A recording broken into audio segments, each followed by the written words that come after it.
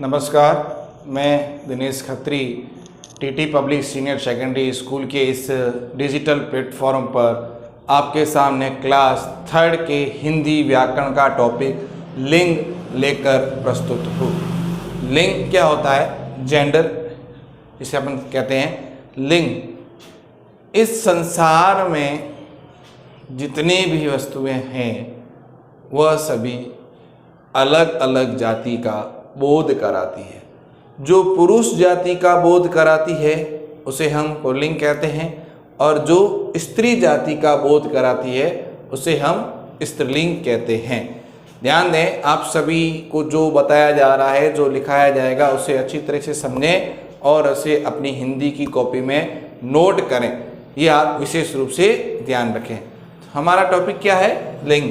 तो मैंने आपको बताया कि इस संसार में जो पुरुष जाति का बोध कराते हैं वो पुल्लिंग होते हैं, जो स्त्री जाति का बोध कराते हैं वो स्त्रीलिंग होते हैं। तो लिंग की परिभाषा क्या हुई कि वे संज्ञा शब्द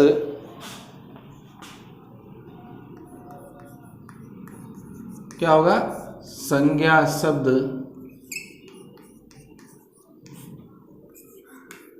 वे संज्ञा शब्द जिससे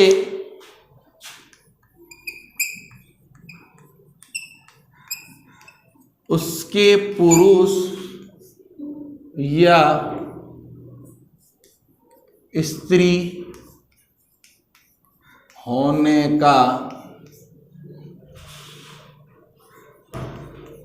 बोध होता है,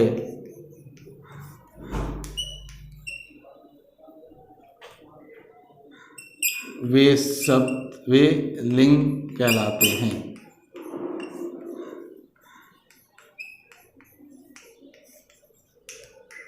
नोट करने से क्या बोला है मैंने कि वे संज्ञा शब्द जिससे पुरुष या स्त्री होने का बोध होता है उसे क्या कहते हैं? लिंग कहते हैं। वे लिंग कहलाते हैं। वे सब जो लिंग कहलाएंगे।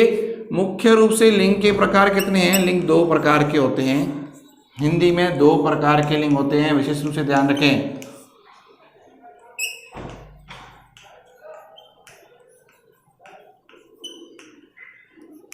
एक होता है जिसे अपन बोलते हैं, जो पुरुष जाति का बोध कराते हैं उसे बोलते हैं अपन पुल्लिंग,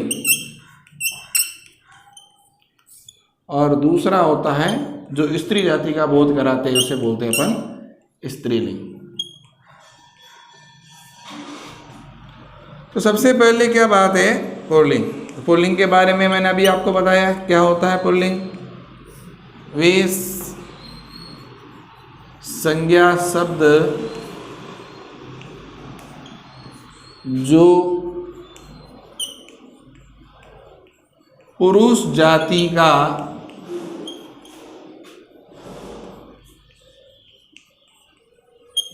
बोध कराते हैं वे पुल्लिंग कहलाते हैं।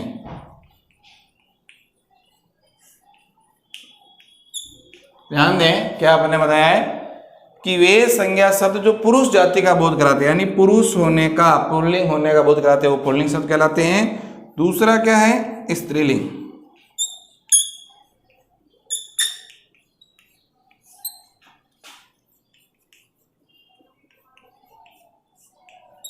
वे संज्ञा शब्द जो स्त्री जाति का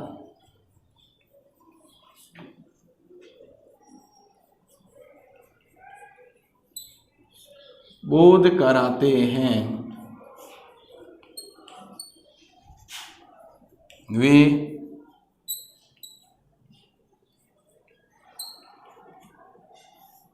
स्त्रीलिंग कहलाते हैं। ध्यान दें, हमने 2 चीजें लिखी है। पुल्लिंग में क्या? वे संज्ञा शब्द जो पुरुष जाति का बोध कराते हैं, यानी पुरुष जाति में कैसे हो जाएंगे? जैसे ये देखिए आप, राम पुरुष जाति का हो जाएगा, बैल है ना, घोड़ा, बालक इत्यादि, ये पुरुष जाति का बोध कराते हैं। स्त्रीलिंग में देखिए रमा, गाय, बकरी, बालिका। ये सभी किसका बोध करा रहे हैं? स्त्री जाति का। तो ये सभी क्या है? स्त्रीलिंग है। इसी तरह दादाजी पुल्लिंग, दादी जी स्त्रीलिंग, पिताजी पुल्लिंग, माताजी स्त्रीलिंग। तो ये जो उस जाति का बोध कराते हैं, पुरुष का बोध कराने पुल्लिंग, स्त्री का बोध कराने स्त्रीलिंग होते हैं। तो ये मुख्य रूप से आपके जो याद करने के लिए है कि लिंग की परिभाषा, लिंग के दो प्रकार और दो प्रकार किस तरह है, तो ये अपन ने लिखे हैं। आप इसे अच्छे से नोट कर लें कॉपी में और ध्यान रखें। इसके बाद देखें आगे क्या है कि कभी कभी लिंग की पहचान करने में कठिनाई होती है। उस कठिनाई को अपन सरल कैसे कर सकते हैं? ध्यान दें, ऐसा जरूरी नहीं कि पुल्लिंग और स्त्रीलिंग यानी जीवित सजीव वस्तुएं ही हमेशा पुल्लिंग स्त्रीलिंग हो। निर्जीव वस्तुएं भी पुल्लिंग स्त्रीलिंग होती है, ध्यान रखें। निर्जीव वस्तुएं जैसे देखिए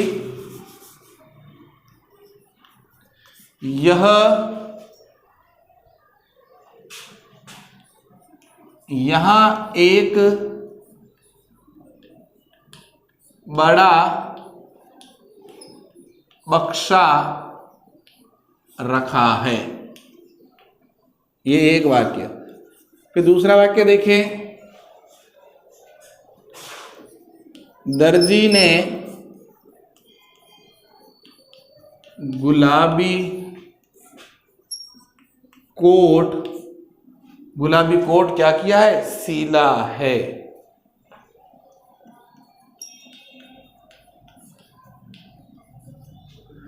और वाक्य देखें, आपको पता चलेगा।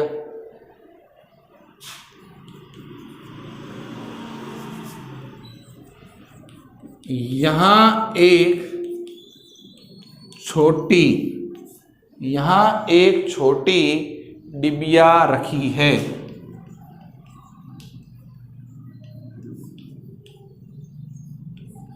उदाहरण से समझें, ध्यान दें, यहां एक बड़ा बक्सा रखा है। तो यहां बक्सा है वो निर्जीव वस्तु है।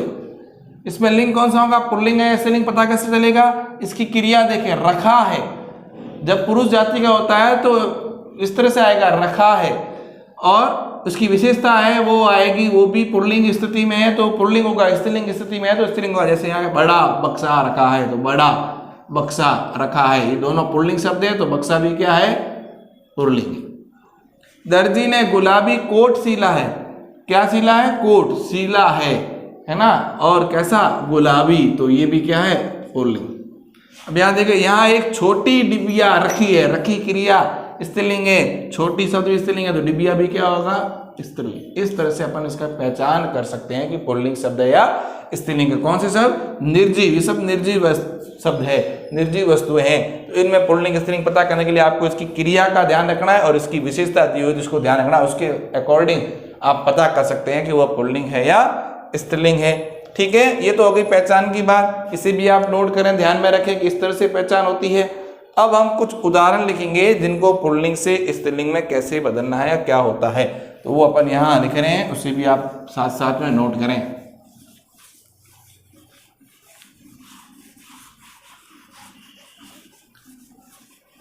देखिए, एक तरफ लिख देते हैं अपन पुल्लिंग और दूसरी ओर लिख देते हैं स्त्रीलिंग। देखिए, पुल्लिंग शब्द क्या है? अध्यापक। स्त्रीलिंग क्या बनेगा? अध्यापिका।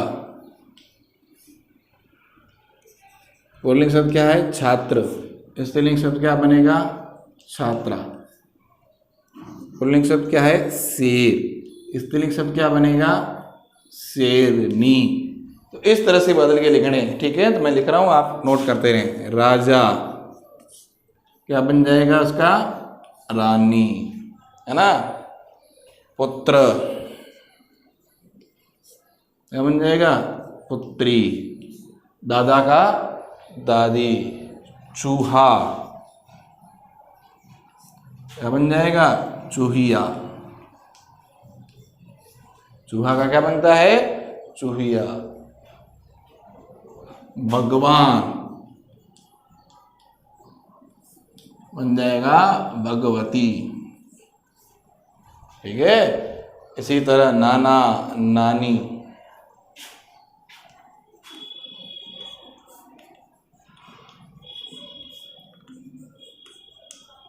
पुरुष, स्त्री, भाई तो क्या बन जाएगा? बहन।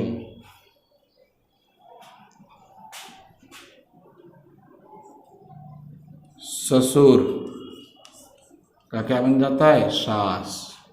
अब ये सास कौन सी है? पता है ना, रिलेशन में होती है वही। शिष्य,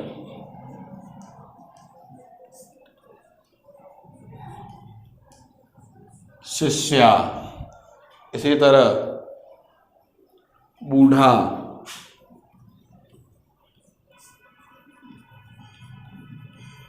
बुढ़िया।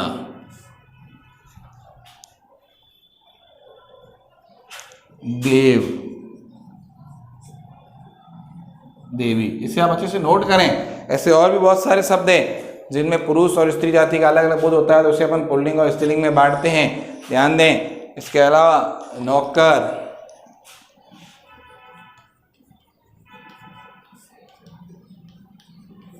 नौकरानी, है ना,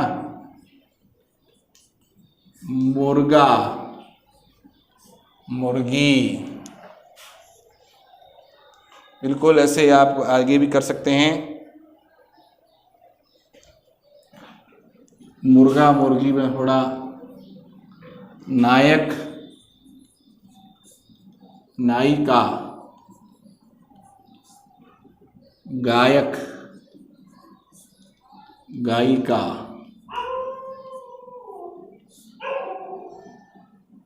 तो इस तरह से आपको ये पुल्लिंग, स्त्रीलिंग, नपुंसकलिंग के वर्डों को आपको अच्छे से ध्यान रखना है, कैसे कैसे आपको पहचान करनी है और किस तरह से बदलना है। तो ये बदले आपको नजर आ रहे हैं, इसको अच्छे से नोट करेंगे और इसको याद करेंगे अच्छे से। ध्यान रखें, आप ये पूरा वीडियो देखें, आपको अच्छा लगे तो आप इसे लाइक करें, शेयर करें, सब्सक्राइब करें, ताकि आपके साथ पढ़ने वाले जो सहपाठी है उन तक यह पहुंच सके।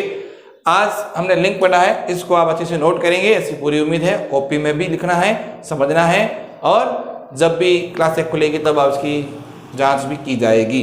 तो आज के लिए इतना ही। अगले टॉपिक के साथ आपके सामने जल्द उपस्थित होंगे, तब तक धन्यवाद।